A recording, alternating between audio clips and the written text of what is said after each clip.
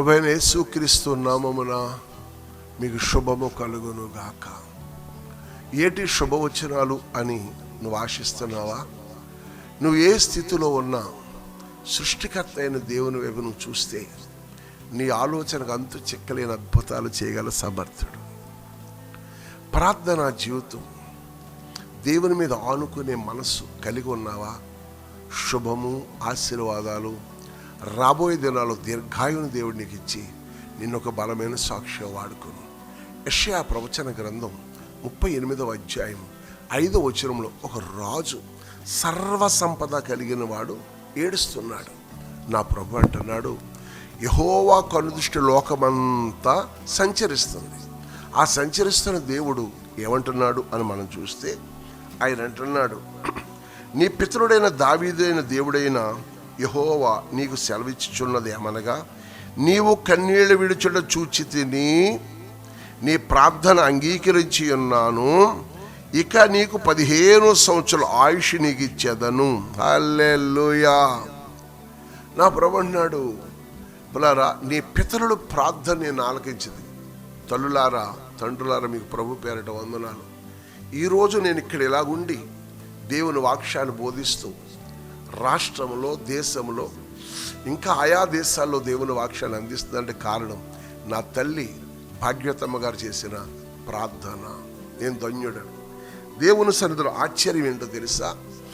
అటువంటి కృప కలిగిన తల్లి యొక్క ప్రార్థన జీవితం నన్ను ఈరోజు ప్రయోజకుడుగా ఇక్కడ అంటున్నాడు దావీదు, ప్రార్థన నేను ఆలకిస్తున్నాను. ఇదిగో హిజ్కియా, నీ ప్రార్థన నేను నువ్వు కన్నీళ్లు విడిచుట నేను చూచి తిని. ఎందుకు ఈ మాట అంటే, మన పితరుల ప్రార్థన దేవుడు ఆలకిస్తూ ఉంటాడు. మనము కూడా అదే మార్గంలో ప్రార్థన చేస్తే నువ్వు అడిగిన దానికంటే అద్భుతం చేస్తాడు. హిజ్కియా ఏమన్నాడంటే, వ్యాధిగ్రస్తుడు, మరణకరమైన రోగం అంటే ఇంక చనిపోయే దగ్గరికి వచ్చేసింది. మరణపు పడకల మీద ఉన్నారా నీ ఇంట్లో ఎవరైనాను? మోకరించు, ప్రార్థన మొదలుపెట్టు.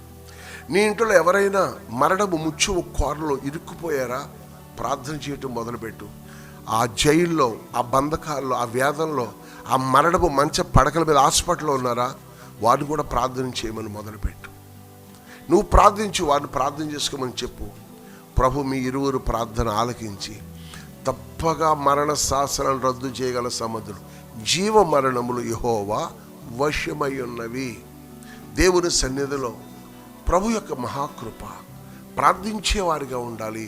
మీ బిడ్డలకు ప్రార్థన. హిజ్కియా ప్రార్థన పరుడు కాబట్టి అతను మరణపు పడకల మీద రోగగ్రస్తులై ఉన్నప్పుడు కౌరొచ్చి నువ్వు మరణమైపోతావు, నీ ఇల్లు చక్కబెట్టుకో, సిద్ధపడు అన్నప్పుడు పులరా దేవుని సన్నిధిలో ప్రార్థన చేస్తూ కన్నీళ్లు విడుస్తూ ప్రాధాయపడ్డాడు. కాబట్టి దేవుడు ప్రేమించు. నీ ప్రార్థనను త్రోసివేయక, నీ ప్రార్థనను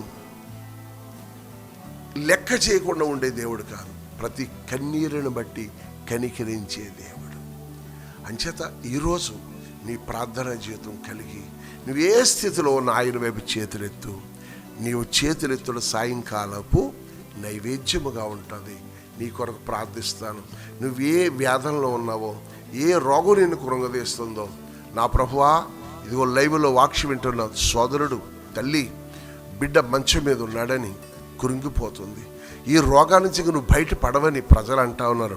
డాక్టర్లు కూడా కష్టమేమో అంటా ఉన్నారు. ప్రభు, జీవమరణములు నీ చేతులు ఉన్నాయి కాబట్టి హిజ్కియాకు ఆయుష్ ఇచ్చిన దేవుడు ఇదిగో ఈ లైవ్లో ఏకీభిస్తూ ఈ మరణపు పడక మీద ఉండి బలహీనమైపోతూ ఇంకా రేపో మాపో అనుకున్న నీ తల్లిని చేపట్టుకోండి నాయన.